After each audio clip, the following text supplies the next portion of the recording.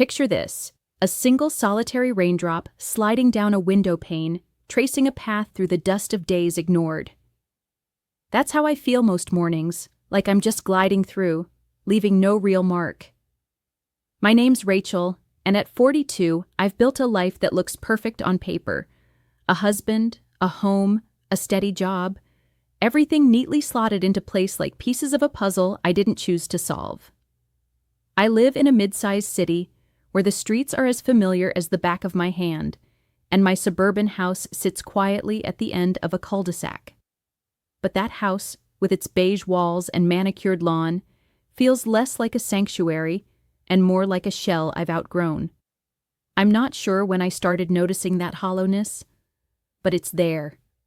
A quiet ache I can't quite name, gnawing at me when the world goes still. My husband, Dominic, is the kind of man you can set your watch by. Dependable, steady, a creature of habit, just like I used to be. We've been married for 15 years, and our life together is a well-rehearsed routine. Every morning at 6:30 a.m., the alarm chirps, and we rise like clockwork. I shuffle to the kitchen in my worn slippers, the linoleum cool underfoot, and start the coffee maker while Dominic sits at the table, his tablet propped up with the morning news.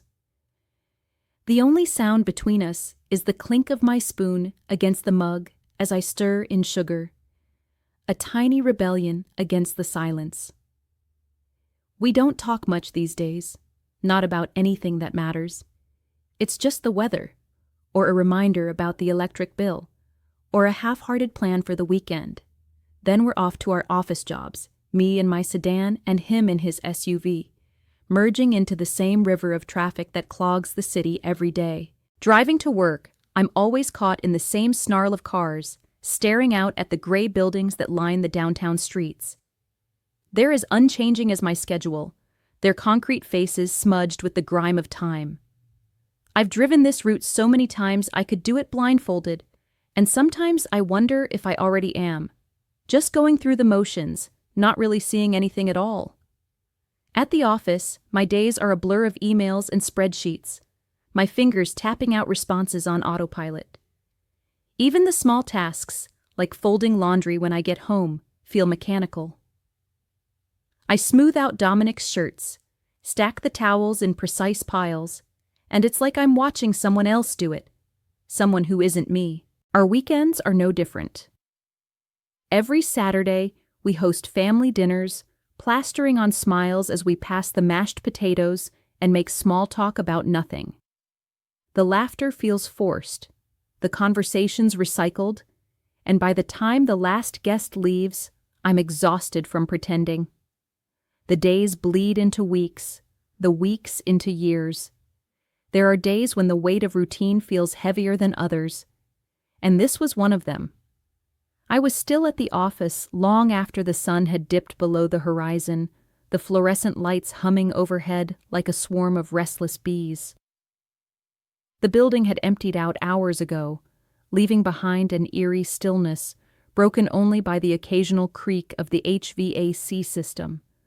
My desk was a mess of papers and coffee cups, my laptop screen glaring at me with a project that refused to be finished. My shoulders were knotted tight, each muscle screaming from hours hunched over, and my eyes burned from staring at endless rows of data. I just wanted to go home, but the thought of the long bus ride, standing in the cold, squeezed between strangers, made my stomach sink even further. I was packing up, shoving files into my bag with more force than necessary, when I heard footsteps echoing down the hall. I looked up to see Liam, one of the few colleagues I actually liked, poking his head into the office. His tie was loosened, sleeves rolled up, and there was a tired but kind look in his eyes. "Still here, Rachel?" he asked, his voice soft but firm, cutting through the silence. "Looks like you've had enough for one day." I forced a small smile, muttering something about deadlines, but he didn't buy it. He stepped closer, leaning against the door frame, and added, "I'm heading out now. I can give you a ride if you want. No sense in dragging yourself to the bus stop at this hour." I hesitated, my instinct to be polite kicking in. I didn't want to impose, didn't want to seem like I couldn't handle my own mess of a day. But then I caught the genuine concern in his expression, and something in me gave way. "Okay," I said finally, my voice quieter than I meant it to be. "Thanks, Liam. I'd appreciate that." We walked out together into the dim parking lot, the cool, crisp air hitting my face like a splash of cold water. It woke me up a little, though my exhaustion still clung to me like a second skin. I noticed the way Liam moved, unhurried and steady, his hands tucked casually into his coat pockets. When we reached his car, he held the passenger door open for me, a small gesture that caught me off guard. I mumbled another thank you and slid inside, the worn leather seats creaking slightly under my weight. The interior smelled faintly of pine air freshener, a clean, grounding scent that contrasted with the sterile office I'd just escaped. As he started the engine, I felt a strange flutter of relief, not just from skipping the bus, but from not being alone for once. The drive began in silence, but it wasn't uncomfortable. I stared out the window, watching the city lights blur past us. Neon signs flickered in the distance, their colors bleeding into the darkness, while street lamps cast golden pools on the pavement.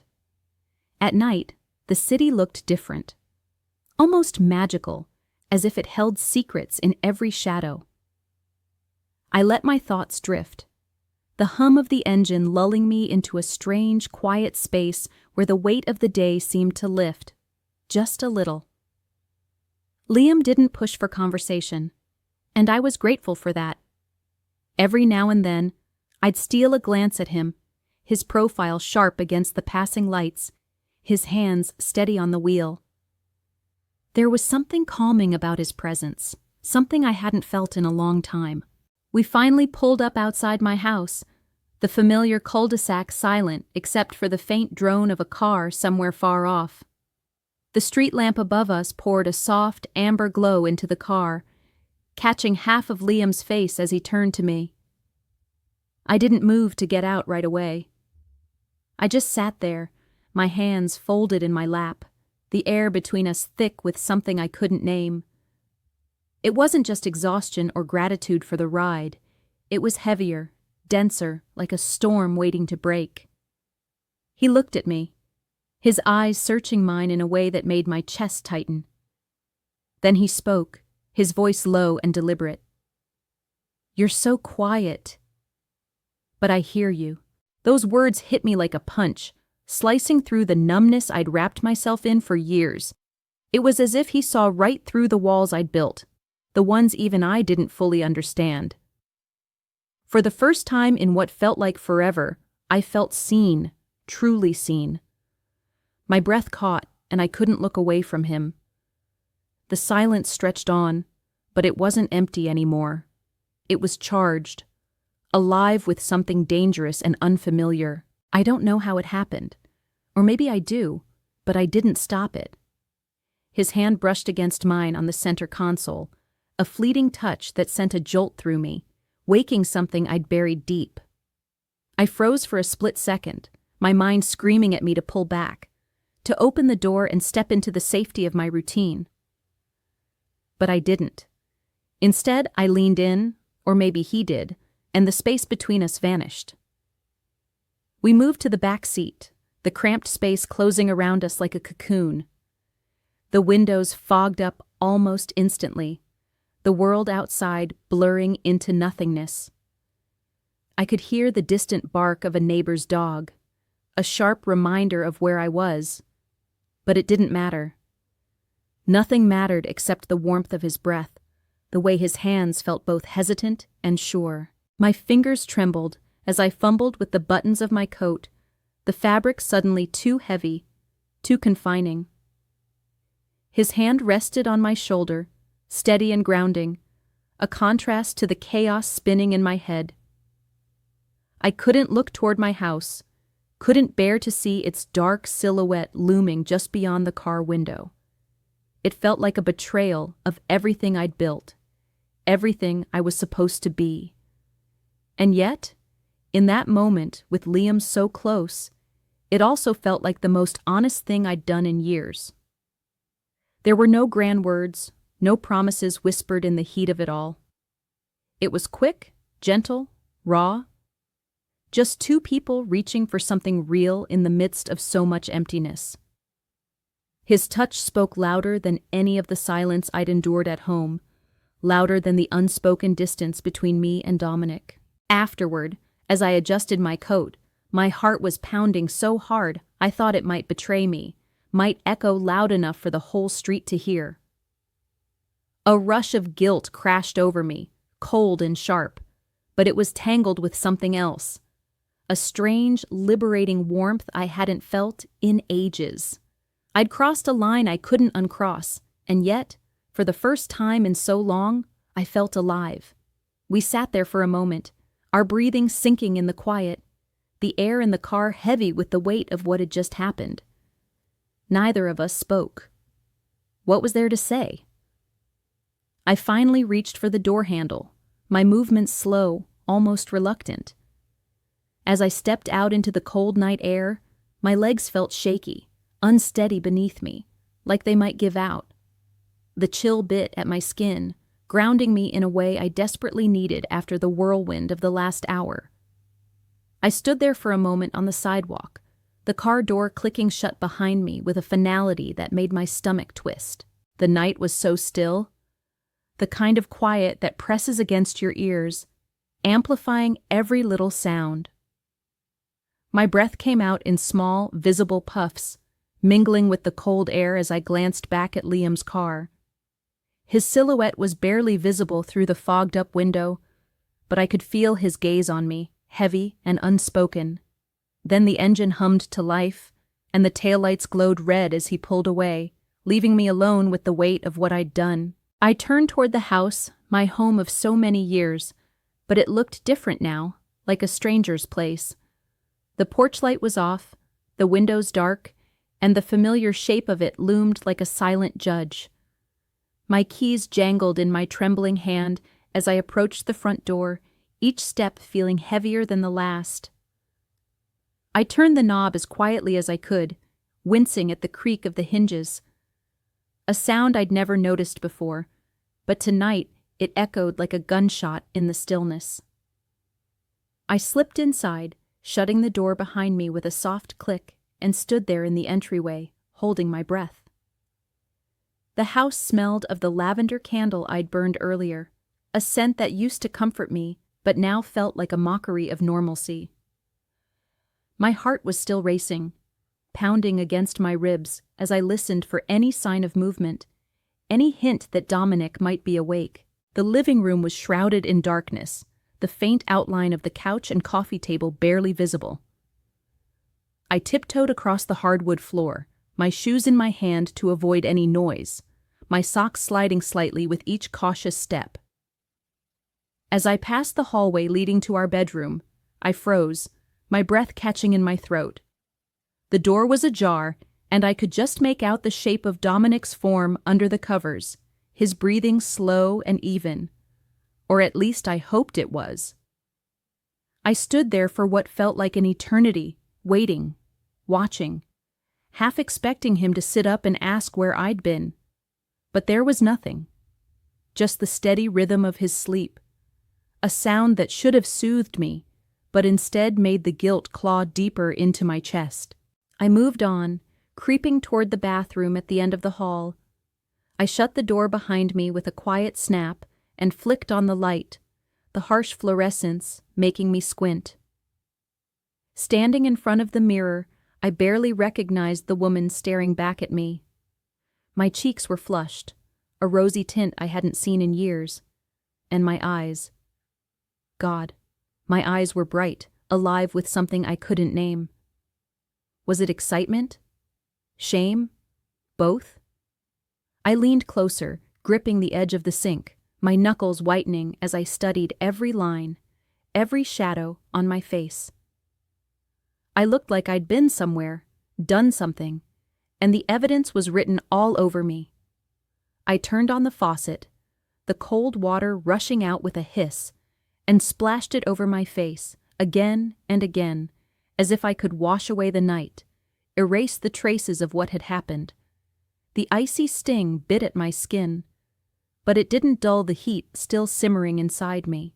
I grabbed a towel, patting my face dry, but the mirror still showed the same truth. I couldn't hide from myself. Guilt gnawed at me, sharp and relentless, whispering all the ways I'd betrayed everything I'd built.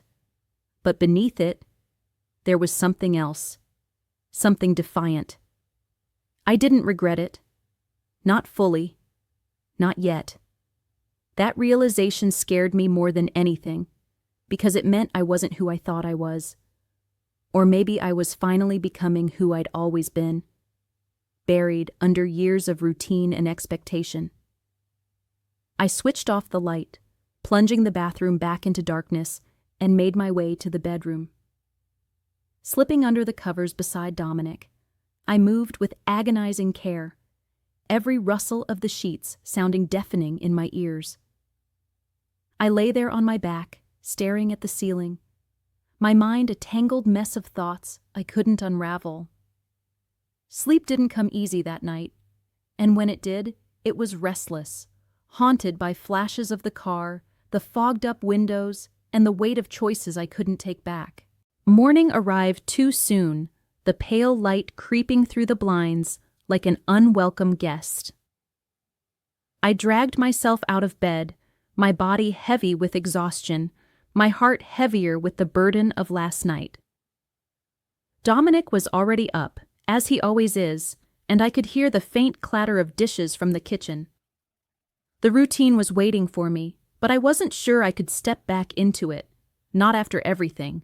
I shuffled down the hallway, my slippers scuffing against the floor, and entered the kitchen to find Dominic at the table, his coffee mug already half empty. The air smelled of burnt toast, a faint charred edge that stung my nose, and I noticed the sugar bowl tipped over on the counter, a small pile of white grains scattered across the surface. The radio hummed in the background, some morning talk show host droning on about traffic updates, but neither of us was really listening. I moved to the toaster, avoiding his gaze, and busied myself with scraping the blackened edges off a slice of bread, the knife scraping louder than it needed to.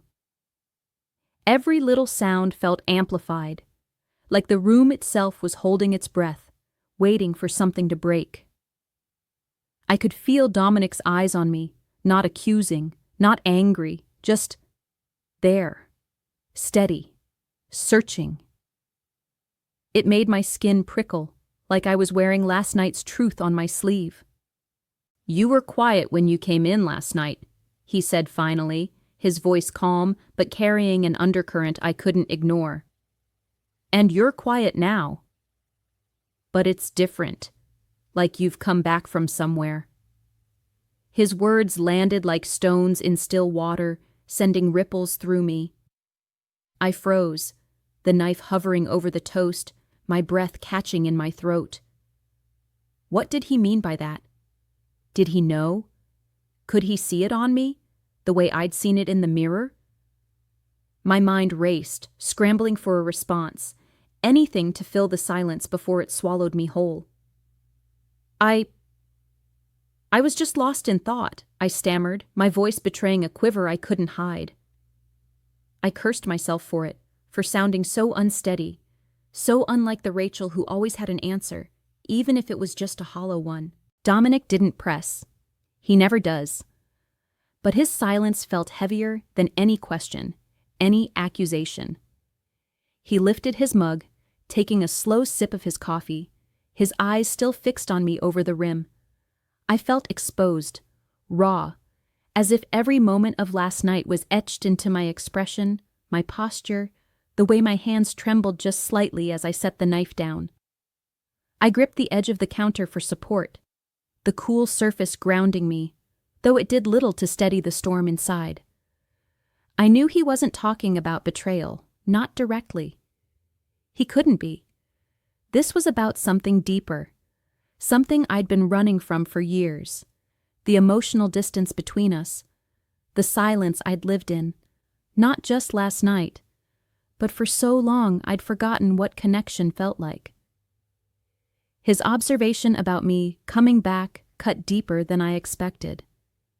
It wasn't just recognition of my absence. It was a plea, quiet and unspoken, for me to be here, really here, with him. I stood there, torn in a way I hadn't anticipated. Part of me drowned in guilt. The weight of what I'd done with Liam pressing down on my chest until it hurt to breathe. But another part, smaller but undeniable, clung to the thrill of feeling alive, of stepping outside the shell I'd built around myself. Last night had woken something in me, something I couldn't just shove back into the dark. And now, standing here in this kitchen with the burnt toast and the spilled sugar, I realized I couldn't keep fading. I couldn't keep pretending that everything was fine, that I was fine.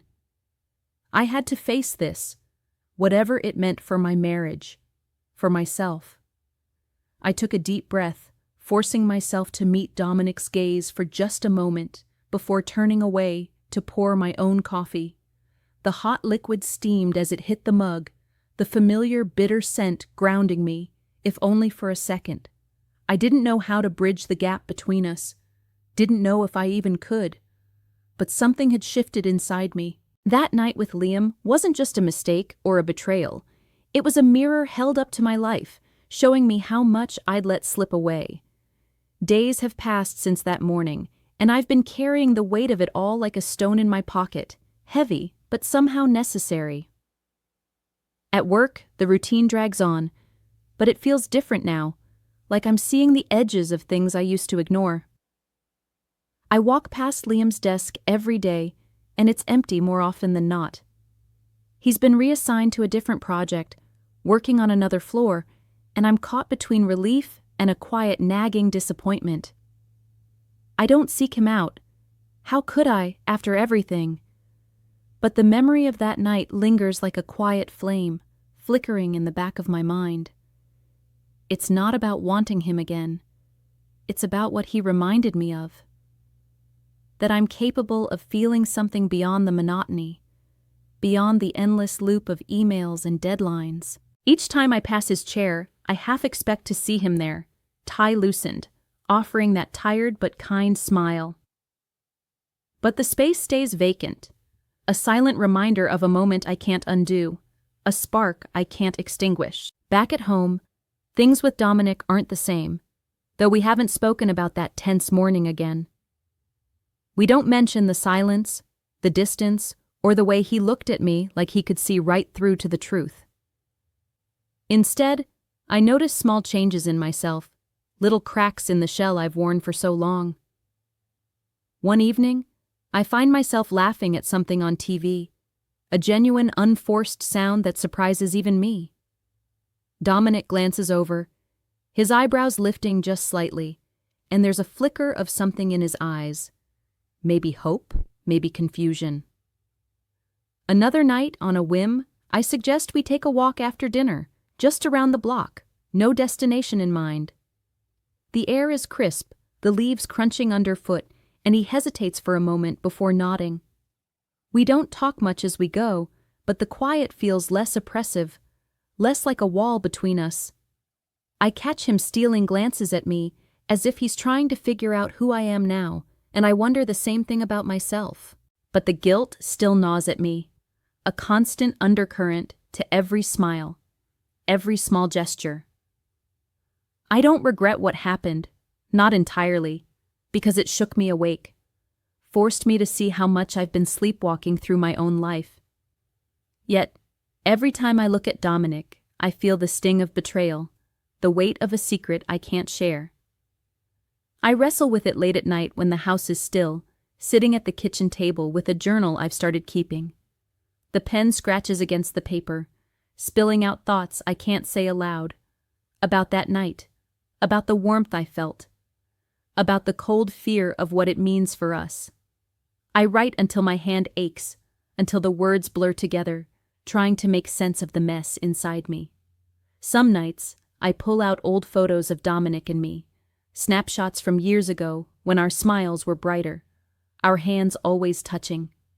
I trace the edges of those memories with my fingertips, wondering if we can ever get back to that place, or if I even want to. One evening, after a long, mundane day at the office, I come home to find Dominic already on the couch, a movie queued up on the screen. It's one of his favorites, a quiet drama we've seen a dozen times, but tonight I don't hesitate to join him. I sit closer than I usually do, our shoulders brushing just slightly, and I feel the warmth of him through the fabric of his shirt. He doesn't comment on it, doesn't pull away, and for a while we sit together in comfortable silence, letting the familiar scenes unfold before us, content in the unspoken understanding that sometimes the simplest moments mean the most. Don't forget to subscribe, like, and comment if you enjoyed this story. This will help us create more engaging stories for you.